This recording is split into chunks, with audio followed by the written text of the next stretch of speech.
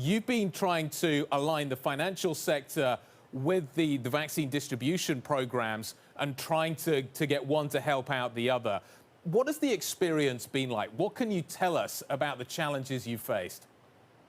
Well, first of all, we are the advisor on risk and financial matters to the COVAX facility that, as you know, has the cause of just distribution of vaccines for the world. And Gavi has transitioned from an agent to a principal. And by that, I mean that Gavi is actually taking risk in contracting with 9 manufacturers to deliver vaccines to 190 countries.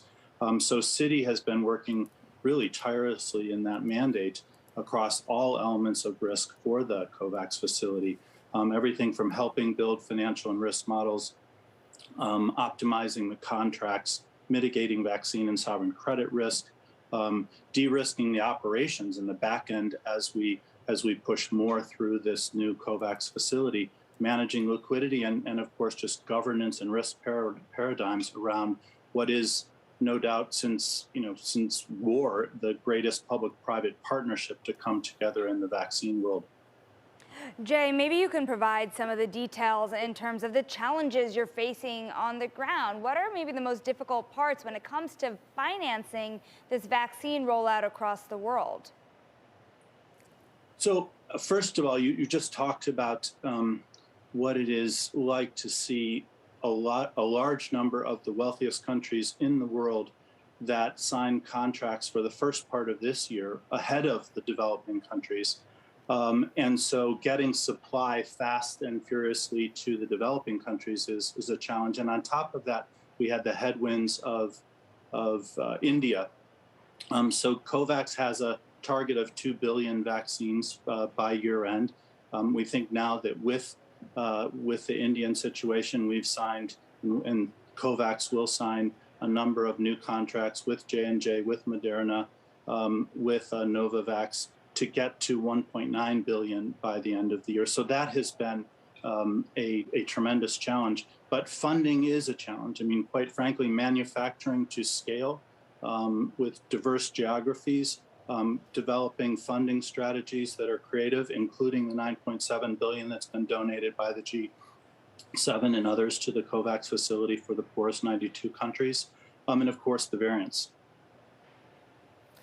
Jay, how creative have you had to be? This is a new challenge. This is a new problem that you've got to solve. How much creativity has gone into this whole process? Can you kind of walk us through some of the kind of extreme situations that you found and how you've got around them? Yes. So we've run this effort at Citi with a 27 banker team, 7 work streams, nonstop since October 23rd of last year. And it is run almost like war rooms. So it's just a constant battle. You're really building the plane as you fly it, if you will. In other words, it's a blank piece of paper to figure out things like dose sharing, where we have to share doses faster at scale. Complex challenges in distribution to countries around the world that don't have cold chain, that don't have the ability to receive vaccines at speed. But of course, fundamentally funding. And so we have had to mitigate risk and mitigate the risk by Gavi. That is a nonprofit that is taking large scale risk in the distribution and the commitment to purchase vaccines. That has required creativity and a lot of innovation in the team every day. There was no playbook when we walked in the room, and Gavi nor the COVAX facility team or other outside advisors like Linklaters and McKinsey had a playbook. We just walked in the room with our experience. Well, speaking to Guy's question of what can be done that's differently here in terms of innovative capital market solutions, right? What are you doing by means of raising funds through bonds or other means? And what types of investors are the ones most likely to be making this work out for them? Are they seeking returns at the end of the day, or are they doing it for the good of the globe? So let's break that down into 2. There are self-financing countries that can have access to capital markets to fund themselves, even weaker credit, double, single B countries have access at scale. And with the ESG market the way it is, anything that is in and around logistics, distribution, and purchase of vaccines can be done in an ESG-friendly way.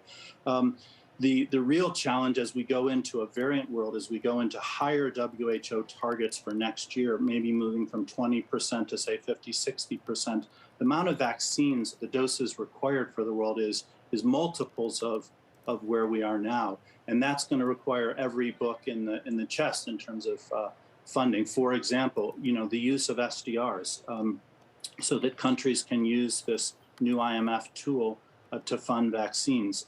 Of course, we have really failed to scale concessional funding out of the development banks at speed in a way that de-risks the COVAX facility, and that's where we've got to double down more. Yep. In other words, there will be more donations given, but we also need to put concessional funding into countries that can't afford to fund their vaccines, particularly going into the new year. You said earlier on in this interview, you walked into the room with just your experience. There was no playbook. There is a playbook now. What do we take away from this?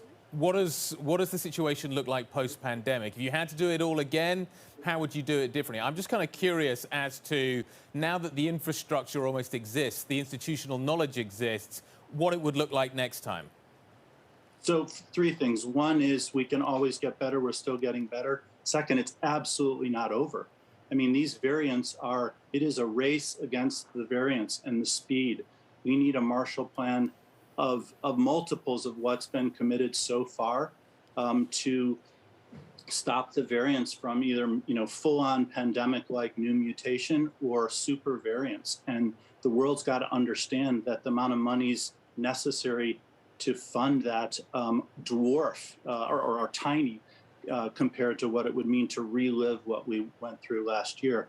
The mechanics are there. I think that what we've created in the COVAX facility, the partnerships, the public-private sector cooperation, are mechanisms that can be used for future pandemics. God forbid we won't have them, but we will need these mechanisms. And importantly, potentially even for climate change, global crisis where you need to come together with speed and scale, globality, and deliver solutions that mitigate risk and fund.